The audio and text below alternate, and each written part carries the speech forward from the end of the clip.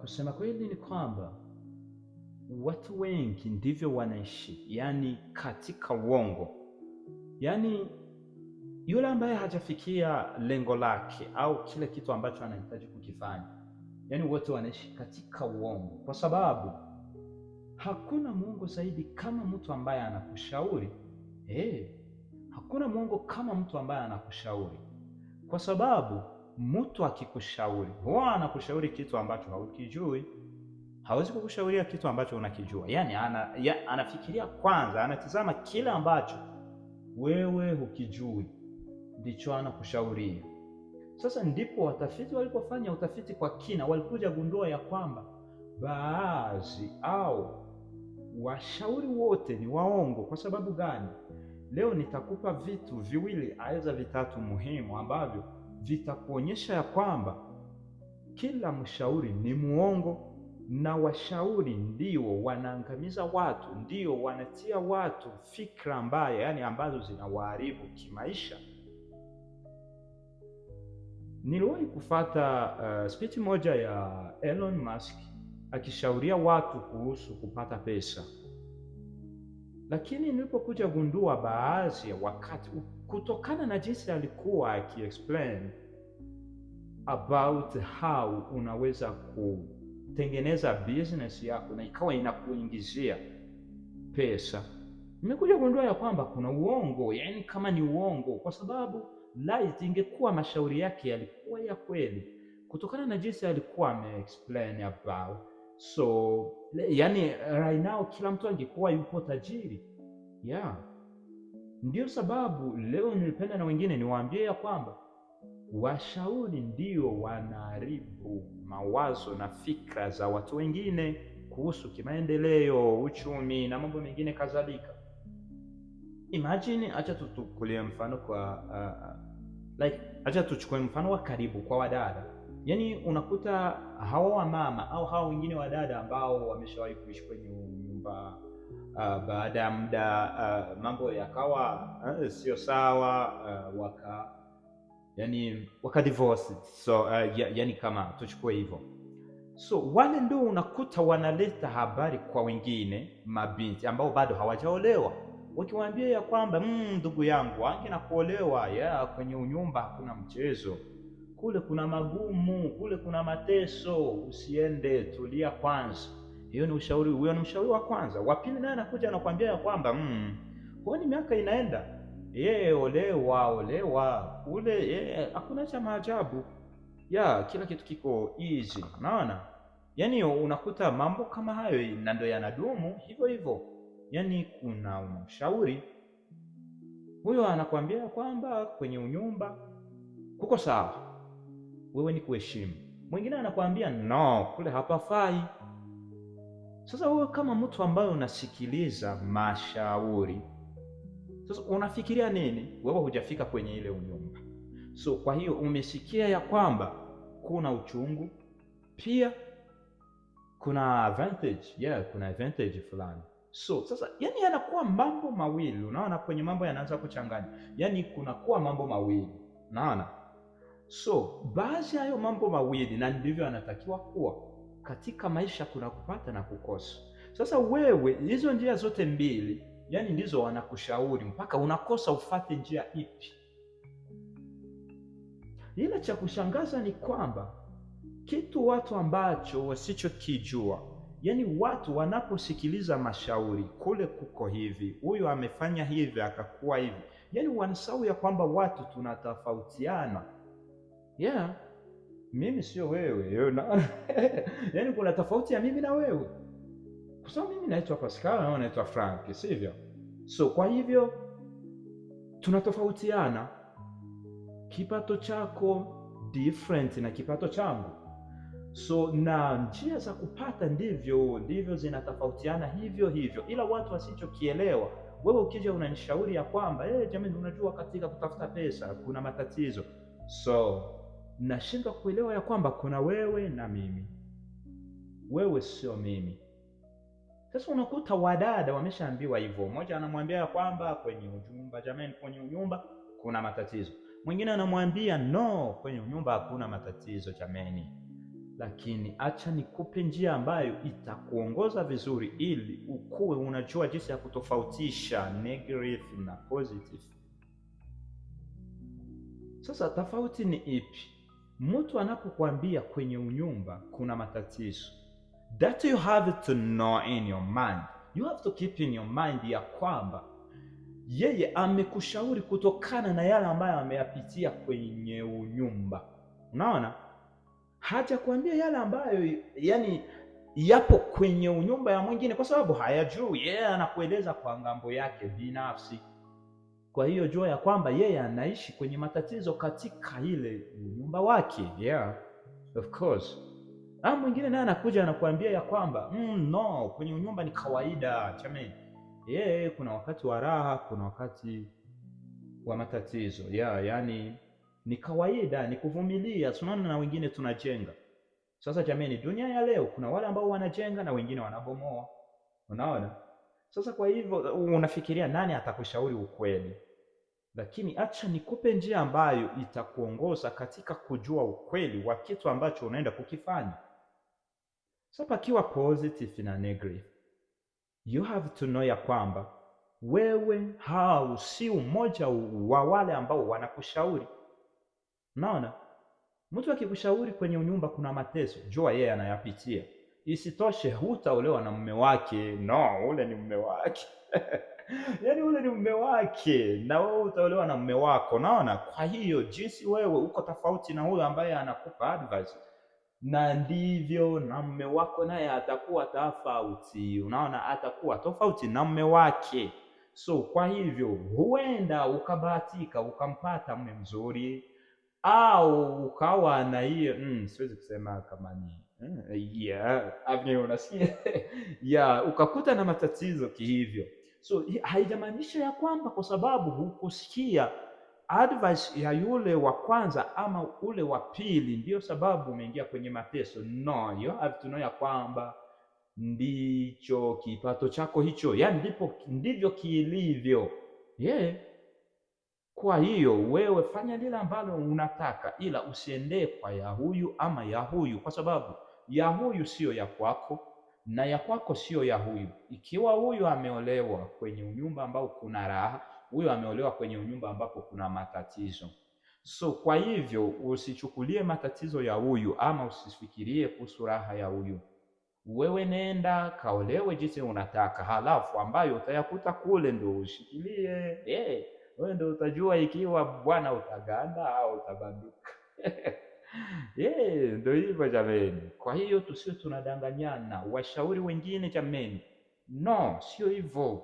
Wewe mshauri mtu ya kwamba maisha yanatofautiana. Waume wote sio wamoja, wake wote sio wamoja. Vijana, wasichana kwa wavulana ni hivyo. Mwenzako akikwambia mke ange na mke, usicheze na mke. Mke ana mambo mengi, ana gharama. So wakwake huyo. Huyo ni wakwake. Kiwa wakwake ana gharama, ndio sababu anakuambia kwamba mke ana gharama. Mke wake sio ndo atakuwa mke wako. Na mwingine anaweza akakushauria ya kwamba hapana jamani, inatokana na jinsi umemlea. Ule ni wakwake. Kiwa amemlea vizuri mpaka wanasikilizana, ana gharama, huyo ni wakwake. Kwa hiyo na wewe jitayarishe kwa ule ambaye utamuoa. Jinsi utamkuta hapo ndo uta make decision, ikiwa bado utaaswa utaendelea naye, na ikiwa utaamua kumove on. Naona yani ndo dunia, ndo ukweli wa dunia. Ila watu wasio wanajifaa washauri wa uongo. Maisha yanatofautiana jameni.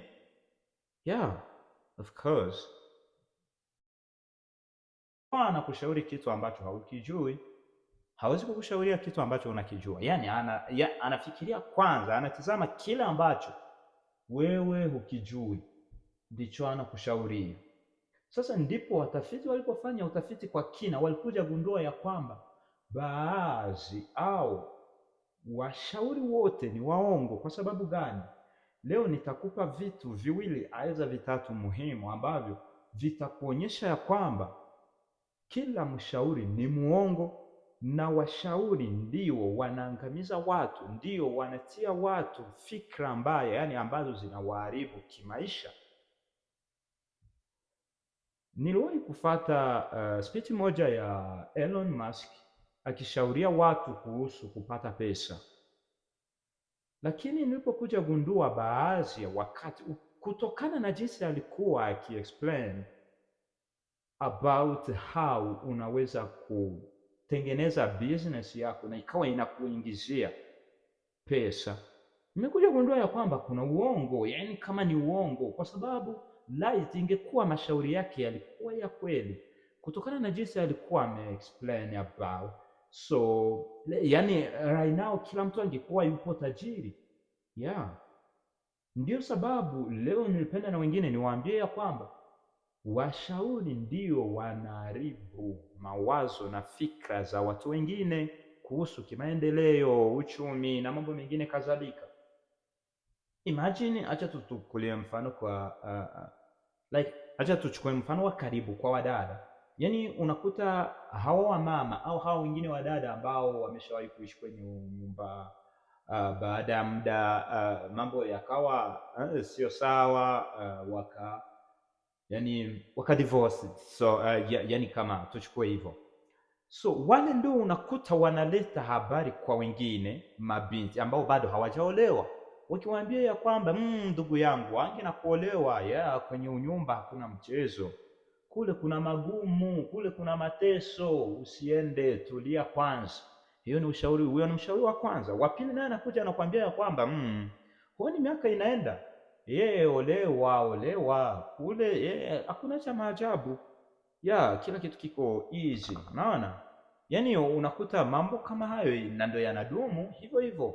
Yani kuna unamshauri huyo anakuambia kwamba kwenye unyumba kuko sawa, wewe ni kuheshimu. Mwingine anakuambia no, kule hapafai. Sasa wewe kama mtu ambaye unasikiliza mashauri, sasa unafikiria nini? Wewe hujafika kwenye ile unyumba, so kwa hiyo umesikia ya kwamba kuna uchungu, pia kuna advantage, kuna advantage fulani. So sasa yani yanakuwa mambo mawili, unaona, kwenye mambo yanaanza kuchanganya, yani kunakuwa mambo mawili, unaona. So baadhi ya hayo mambo mawili, na ndivyo yanatakiwa kuwa katika maisha, kuna kupata na kukosa. Sasa wewe hizo njia zote mbili, yani ndizo wanakushauri, mpaka unakosa ufate njia ipi. Ila cha kushangaza ni kwamba kitu watu ambacho wasichokijua, yani watu wanaposikiliza mashauri, kule kuko hivi, huyu amefanya hivi akakuwa hivi, yani wanasahau ya kwamba watu tunatofautiana. Mimi sio wewe, yani kuna tofauti ya mimi na wewe, kwa sababu mimi naitwa Pascal na wewe unaitwa Frank, sivyo? So kwa hivyo tunatofautiana, kipato chako different na kipato changu, so na njia za kupata ndivyo zinatofautiana hivyo hivyo. Ila watu wasichokielewa, wewe ukija unanishauri ya kwamba jamani, unajua katika kutafuta pesa kuna matatizo, so nashindwa kuelewa ya kwamba kuna wewe na mimi, wewe sio mimi. Sasa unakuta wadada wameshaambiwa hivyo, mmoja anamwambia ya kwamba kwenye unyumba, jamani, kwenye unyumba kuna matatizo, mwingine anamwambia no, kwenye unyumba hakuna matatizo jamani. Lakini acha nikupe njia ambayo itakuongoza vizuri, ili ukuwe unajua jinsi ya kutofautisha negative na positive. Sasa tofauti ni ipi? Mtu anapokuambia kwenye unyumba kuna matatizo, that you have to know in your mind, you have to keep in your mind ya kwamba yeye amekushauri kutokana na yale ambayo ameyapitia kwenye unyumba. Unaona, hajakwambia yale ambayo yani yapo kwenye unyumba ya mwingine, kwa sababu hayajui. Anakueleza kwa ngambo yake binafsi. Kwa hiyo jua ya kwamba yeye anaishi kwenye matatizo katika ile nyumba wake. Of course. Mwingine naye anakuja anakuambia ya kwamba no, kwenye nyumba ni kawaida jamani. Kuna wakati wa raha, kuna wakati wa matatizo. Yani ni kawaida, ni kuvumilia. Tunaona na wengine tunajenga. Sasa jamani, dunia ya leo kuna wale ambao wanajenga na wengine wanabomoa, unaona. Sasa kwa hivyo unafikiria nani atakushauri ukweli? Lakini acha nikupe njia ambayo itakuongoza katika kujua ukweli wa kitu ambacho unaenda kukifanya. Sasa pakiwa positive na negative, you have to know ya kwamba wewe si mmoja wa wale ambao wanakushauri. Unaona, mtu akikushauri kwenye nyumba kuna mateso, jua yeye anayapitia. Isitoshe hutaolewa na mume wake, no, ule ni mume wake yaani ule ni mume wake na wewe utaolewa na mume wako, naona. Kwa hiyo jinsi wewe uko tofauti na huyo ambaye anakupa advice, na ndivyo na mume wako naye atakuwa tofauti, unaona, atakuwa tofauti na mume wake. So kwa hivyo huenda ukabahatika ukampata mume mzuri, au ukawa na hiyo siwezi kusema kama ni unasikia ukakuta na matatizo kihivyo. So haijamaanisha ya kwamba kwa sababu hukusikia advice ya yule wa kwanza ama ule wa pili ndio sababu umeingia kwenye mateso. No, you have to know ya kwamba ndicho kipato chako hicho, yaani ndivyo kilivyo. Kwa hiyo wewe fanya lile ambalo unataka, ila usiendee kwa ya huyu ama ya huyu, kwa sababu ya huyu sio ya kwako na ya kwako sio ya huyu. Ikiwa huyu ameolewa kwenye unyumba ambao kuna raha, huyu ameolewa kwenye unyumba ambapo kuna matatizo. So kwa hivyo usichukulie matatizo ya huyu ama usifikirie kuhusu raha ya huyu. Wewe nenda kaolewe jinsi unataka, halafu ambayo utayakuta kule ndio ushikilie. Wewe ndio utajua ikiwa bwana utaganda au utabanduka. Ndio hivyo jameni. Kwa hiyo tusio tunadanganyana. Washauri wengine jameni, no, sio hivyo. Wewe mshauri mtu ya kwamba maisha yanatofautiana. Waume wote sio wamoja, wake wote sio wamoja. Vijana, wasichana kwa wavulana ni hivyo. Mwenzako akikwambia mke ange na mke, usicheze na mke. Mke ana mambo mengi, ana gharama. So wakwake huyo, huyo ni wakwake. Kiwa wakwake ana gharama, ndio sababu anakuambia kwamba mke ana gharama. Mke wake sio ndo atakuwa mke wako. Na mwingine anaweza akakushauria ya kwamba hapana jamani, inatokana na jinsi umemlea. Ule ni wakwake. Kiwa amemlea vizuri mpaka wanasikilizana, ana gharama, huyo ni wakwake. Kwa hiyo na wewe jitayarishe kwa ule ambaye utamuoa. Jinsi utamkuta hapo ndo uta make decision, ikiwa bado utaendelea naye au ikiwa utaamua kumove on. Naona yaani ndo dunia, ndo ukweli wa dunia, ila watu wasio wanajifaa washauri wa uongo. Maisha yanatofautiana jameni. Of course.